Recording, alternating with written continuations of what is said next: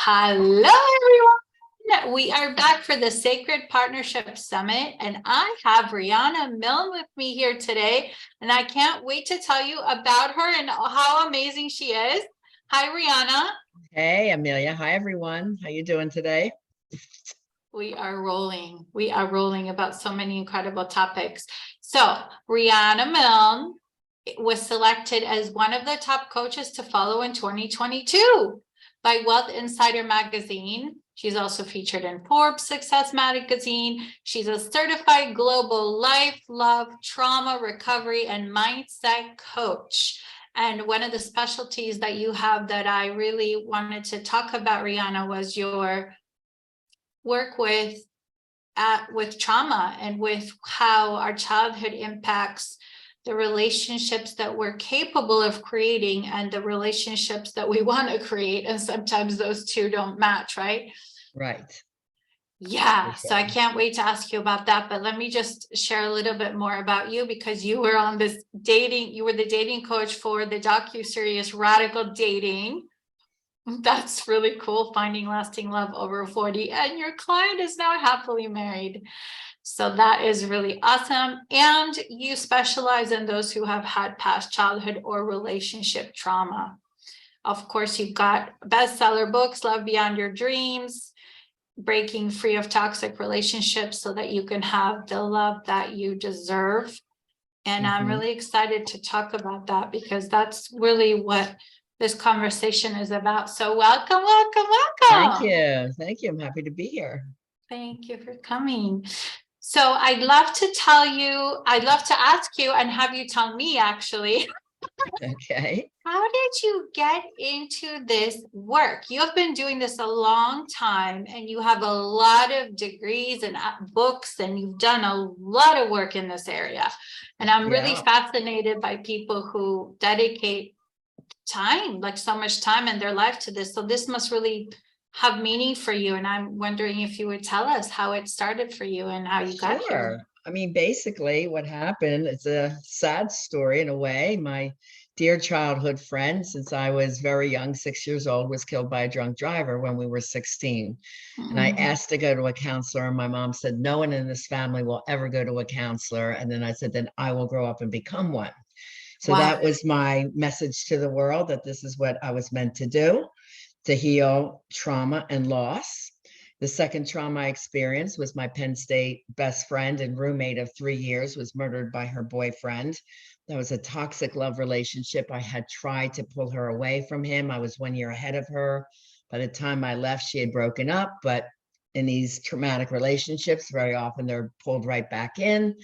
And, a year and a half later, she was murdered. So that loss, it led me, the first one especially, led me to doing my own healing. So I started reading a lot of the masters and got very much into spirituality and healing, and took my life very seriously. Even though I was 17, I questioned, how much time do I have, right? What do I want to do with myself? What is it I want to do? So that education led to me to teaching mindset for success. And I actually was asked to be a professor at Gannon University at the age of 21, 22, where I was teaching people how to grow business successfully with PR, marketing, and so forth. By 26, I opened up a model and talent agency in school, teaching people from a small town of Erie, PA, how to get on the map in New York, LA, and around the world as models, singers, actors, dancers. My own daughter, B8, was picked up by a top pop artist of the time and sang on 3 multi-platinum CDs. So I was known as a dream maker, but I always wanted to be a counselor. So once my kids were old enough, I went back for my master's in psychology, got a triple master's, opened up my practice, Therapy by the Sea, in year 2000. And as soon as coaching could be certified, there was a school, I went to RCI, and became certified as a coach, because I love the coaching model. It's very educational. It's very solution focused. And I did coaching before I even was trained in coaching, because that was a method that I like for my people. They loved it because they got answers right away. And that's how I got into it. And then I became CCTP, Certified Clinical Trauma Professional, which is a specialist in healing trauma. when that Uh-huh. certification came out in 2017. So I'm advanced Wow. CCTP now. Wow, Yeah. incredible. That is, oh yeah, you've been at this a long time. Yes. And it makes me really interested to ask you. So I know that there are certain childhood adverse experiences that set us up for not success in love and in relationships. And I'm wondering, could you tell us what they are? I think you mentioned there was Yeah. 10, but Yes. I'm very interested because I think it's important for us to be aware of these things and be able to recognize them as we're going through life. Yes. Well, it's really important first to know that 100% of us have some childhood traumas that are mentioned on my checklist. So that's number one. Number Mhm. two, it's proven through research that childhood trauma goes through at least 3 generations. So if I notice it in myself, my mom and dad had something, and so did my grandparents. It's also Mhm. been proven since my original research in 2012, when I did the childhood trauma checklist, that there are more than 10. But I kept in my work as a therapist and a coach, I kept seeing these top 10 showing up over and over again. So Mhm. that's when I developed the childhood trauma checklist, quick and simple for my clients to do. They could recognize, oh, wow, yes, because I've experienced this, then I can interpret this is why they're struggling in love today. So it became a quick and easy tool for me to use, and now it's used around the world. So that's what I'll be going into today. So the first one is, again, this is not about blame or shame. We're not looking to blame our parents, and it's not anything we need to be ashamed of. Because as children, we're just a product of our environment. There was nothing we could do to change anything. We're just small little kids. So we find our own way to cope with trauma that's going on around us in our household. So the first one is if there was any addiction in the family. So because I'm an addictions counselor also, I don't just name 1 or 2 addictions. There's actually 12 that could impact you as a child. So there's drugs, alcohol, sex, meaning you knew one of your parents was cheating, porn, gambling, hoarding, spending, eating, gaming, TV watching, workaholism, social media, or computer addiction, which I see a lot of in families today. The parents are just disconnected in their machines. Okay, so that's number one. Number two is verbal messaging. Did you hear the words, I love you? Did you get a lot of compliments? In my cohort, I'm part of the baby boomers. I was on my local beach and I asked 9 friends, all in my same age, did you hear the words, I love you? And none of us did. So that was a generational thing that most of us grew up wanting to hear that, wanting to hear compliments. How did your parents work through an issue? Was there a lot of yelling and screaming? Because if that happened around you, you tend to be a yeller back. Or if you were afraid to speak up, you would be more passive aggressive and shut down and not say anything and then maybe explode. So Mhm. verbal messaging is really important. Also in feeding the ego. How did you feel about yourself back then? Because if you didn't get compliments or told, great job, hun, I'm proud of you, which I never heard, then you grow up wondering, am I good enough, right? Until Right. you heal those traumas. Okay, number 3 is emotional abuse and neglect. Number 4 is any sexual abuse, rape, or molestation, or physical hitting of any type. Number 5 is around abandonment. So I named 2 types. There's fault and no fault abandonment. So no fault abandonment would be if a parent happened to die early, if a parent had to Mhm. leave their country to serve in war, or if a parent traveled a lot and you didn't see them, but it's no fault because this is how they supported the family. And I Mhm. didn't even realize I had that one for a while as I was doing the research. And I'm like, oh my God, my dad was FBI, CIA. We never saw him. I remember Wow. asking mom, when's dad coming home? And we didn't know he was Secret Service because you can't tell your family. You know, he's passed on, Wow. and we knew as he passed on that this is his work. So that's how he supported us, but he wasn't home much, right? Okay, so fault abandonment would be if you never were involved with your child, if you were while the relationship was together, it broke up, then you really got to see your parents, or it was inconsistent. Yes, I'll pick you up from school and they were late, or they cancel last minute. It even could mean an emotional abandonment. They were there in the house physically, but very disengaged with the child. Mhm. Okay, so abandonment's a big one. The next one would be if you were part of the foster care system, adopted, or had to go live in another person's household because your parents couldn't keep you in that house for some reason, or they lost their house. Okay. Trauma 7 is one of the ones that most people can identify with. I call it personal trauma, as if you felt different, you didn't feel good enough. Let's say you were a chubby child growing up and you were teased for that, or you were skinny and gawky and called a nerd, or you were the only African American in an all Caucasian school, so you felt different, or coming out as LGBTQ teen and your family might have rejected you, or your peers made fun of you. You know, all these different reasons you can feel different or that you don't fit in. So trauma 7, most can identify with. Trauma 8 is sibling trauma. That means there's usually another family member known as the golden child, the favored one of the family. It also could mean that sibling bullied you, but this golden child is what one, you know, maybe the star athlete, or more handsome, or more beautiful, or the smarter student. You're always compared. Why aren't you as smart as so-and-so, you know, by your teachers? So sibling trauma is that one. Or they could have been born with a medical issue, so that commanded more of mom's and dad's time away from you. Okay, trauma 9 has 2 categories now. Number 11 was brought down. Like I said, there are more than 10 traumas, but 11, when I developed the list, was not very active, and that was called community trauma. And that is one of the biggest ones we see today. So that's our mass shootings, our school shootings, our mother nature events of floods, fires, hurricanes, where communities are impacted at large. Look at COVID, it impacted the entire world in many negative ways. So that is the biggest one today. Then that affects family, but family trauma is its own category. So that could be if you were part of a military family, you're moving here in the US every 2 to 4 years. So then you're always the new kid in school. It could be you're growing up in poverty and you're afraid of your neighborhood, or you're even hearing a lot of lack messages, like we don't have enough money for this, or we can't pay the heat bill. So you grow up with all this, oh my God, money's so scarce, you know, and this fear around security and feeling safe. All right. And then trauma 10 is mental health issues in mom and dad. We can't always diagnose that because my generation, we didn't see our parents go to counseling. So if you notice, the 2 most difficult for children is bipolar personality disorder and borderline personality disorder.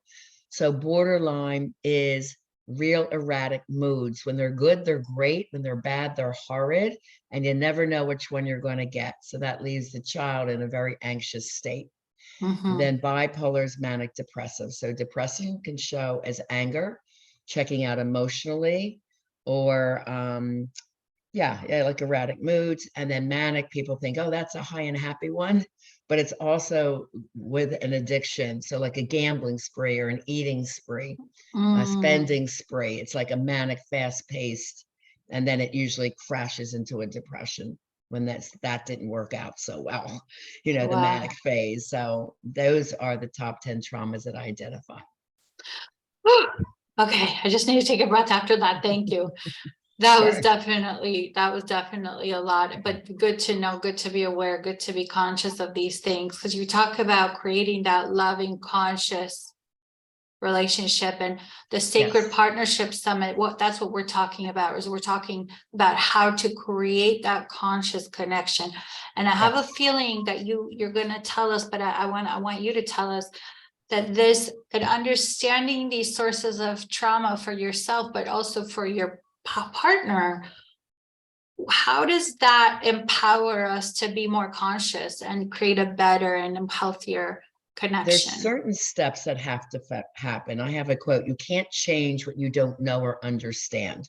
And I had 2 love traumas. I didn't stay in them long due to my experience with the loss of Corinne, but I knew, I asked, why am I attracting toxic people?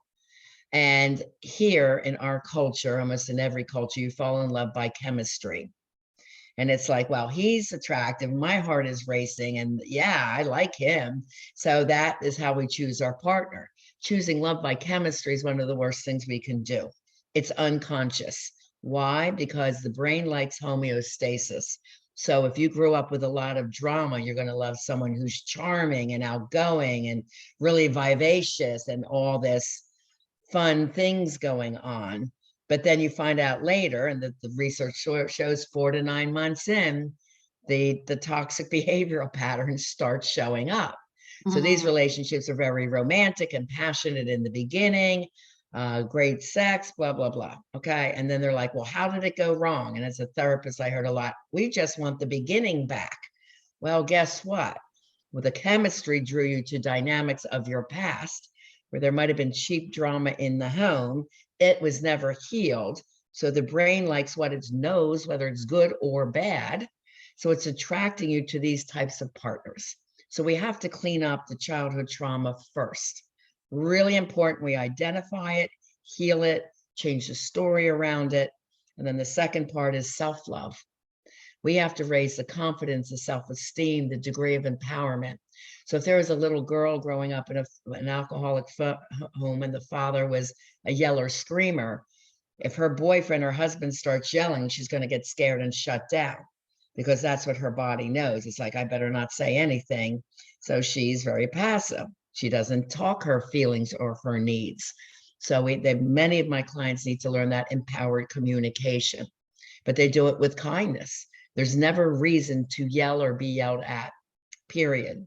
And that's one of our rules here. You need to learn to discuss your feelings and your issues with loving kindness. Well, that takes a lot of confidence, right? So we do all that in the middle. The mindset work, the mindset for success is what I call this, teaching you to be successful in life, love, friendships, business, everything where your confidence is raised and you feel fantastic. Then is a time when you feel like you are the whole package that you can start dating. That's when we start the dating part, because your life is together. You feel great about yourself. You are the whole package. So now we become the choosers when we're out there dating. So now this is the point where you're fully conscious aware, because most people live in unconsciousness where the fear-based negative thoughts exist. The research shows 8 out of 10 people have 8 out of 10 negative fear-based thoughts. We're the opposite. 8 out of 10 thoughts of us are positive, solution focused. We know we're going to be challenged. In Buddhism, we call this the Earth School. So we know challenges will come up, but it doesn't freak us out. We're not yelling like, why me? There's no victim mentality here.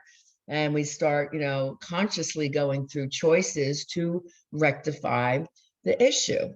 So when people say, well, I failed at that. No, we don't see failure. We take it as feedback. Oh, that's feedback. Okay, so what should I do to change this to make it better? So this is all mindset work, right? How you feel about yourself, your life, your choices, everything is consciously chosen. What you say, what you text, what you write, what you speak, everything is fully in conscious awareness. They say about 5% of people live in full conscious awareness. So there's a lot of education that we need to do around this.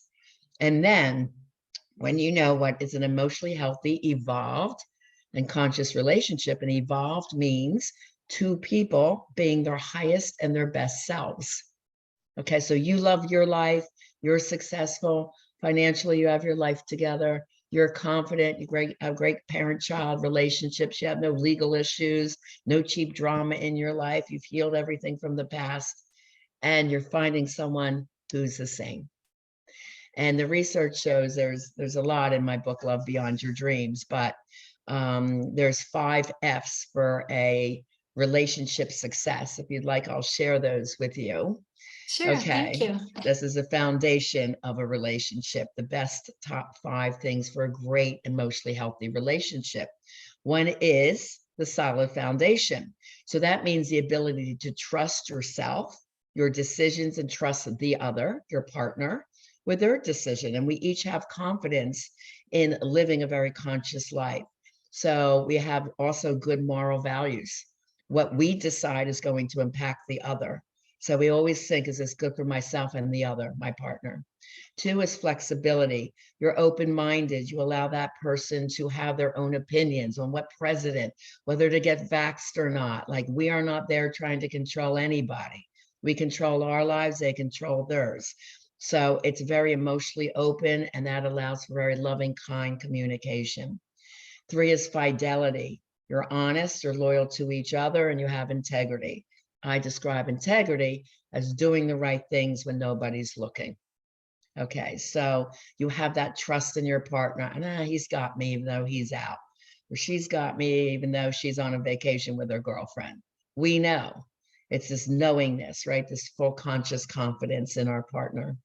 Compromise, we're ability to talk and negotiate through things. And sometimes you just say, hey, babe, it's okay. You can think differently on this than I do. That's perfectly all right. And you just move on to the next topic. It's not a big deal, so to be able to negotiate your differences, come up with solutions. This is, again, understanding each other's past trauma, what their needs are, their deep emotional needs. It doesn't mean they're bad, but there's an emotional need that you as their partner has to know about and communicate around that in a kind and loving way. So it's a whole new brand of communication that we did not learn, not in our families, not in high school, not in college. I was a speech communications major at Penn State in broadcasting, so I know some of these nuances in speech. So again, conscious awareness around your wording, right? So when the couples learn this, I work with both singles and couples, but when they learn this, it's a whole different dynamic that happens. And then also involved is intimacy that should be ongoing, hand holding, using pet words, hey babe, hey hon, and that's ongoing, not like treating each other as strangers and trying to hook up for sex, because that's going to get real old, especially for the woman. The woman's needs and caveman brain is attraction. So ladies, we always have to look our best. They can't help it. This is in the old reptilian brain. Why? Because they were made to procreate the race. So I see a lot of married couples and they just get sloppy, or they put on weight, they're not taking care of themselves when they first met each other. Women, if we have male listeners, women need to feel safe and cherished. Why? Our cave woman brain, we are the child bearers. Even if we don't have kids, we are hardwired to have that, to feel loving connection. So these are things that, again, the research that my clients learn and need to know, that bring into their loving relationships that they also can teach their partners. So it also begins with two balanced individuals, and we have what we call balanced triangles. So one of them is mind, body, spirit. Are you taking care of your mind and feeding yourself new education all the time? Are you always growing and learning? Body, are you feeding yourself good food and not indulging in addictive substances? Sure, have some alcohol, but are you drinking every day? You know what I mean? It's balance, right? Mind, body, and spirit. This is a big part of spirituality. Having faith is important to help us. We call it taking the leap of faith, because falling in love takes the leap of faith. But if it doesn't work out, we have the confidence and the empowerment to say, I wish you well. I wish you a beautiful year, but this isn't working out for me. Goodbye and God bless. And we move on spiritually, right? So there's so much to learn. By the way, spirituality was one of the top things needed in couples' sustainability of their relationships, according to the research. So you have two people believing in the same spiritual way of being, which is 24/7. It's not like religion and you have to go to church 1 hour a week. It's not that. Spirit thinking, right? So my clients, even though they've never been introduced to spirituality, it's a very important part of, one, healing, two, trusting themselves and more self-love, and three, being able to love again with confidence and empowerment, not vulnerability. I don't teach that. Wow. Okay. Amazing. And I want to tell everybody that you are going to share with us a book that you wrote, and that's your free gift. And I just want to let everybody know the link will be below. Okay. The book is called How to Love You Deserve. So it's going to go deeper into the connection between childhood trauma and love relationship trauma. It's like 32 pages. It's excellent. You can find that on my website. It's rianamilne.com. And while you're on there, take the 4 free love tests. I have free book chapter downloads of both Live and Love Beyond Your Dreams, my #1 best-selling books. My podcast is called Lessons in Life and Love with Coach Riana Milne. They're free on my YouTube channel and every podcast listening place. So help yourself. They're excellent resources. And if you need my help, please reach out for discovery session. It's on a really special promotion right now. Wonderful. Thank you so much. We'll put the You're link to welcome. that below. It was so amazing to have you. Thank you so much for all your wisdom. I feel like you gave us so much. I think I'm going to go listen to the interview because there's so much here. There's so much here. So There's thank so you much so to much. tell you guys. This is just the tip of the iceberg. But I do want to encourage you all, like, start today to create the life you desire and have the love you deserve. Don't wait, because life is too short. Yeah. Yes, absolutely. Thank you so much, Riana. You're welcome.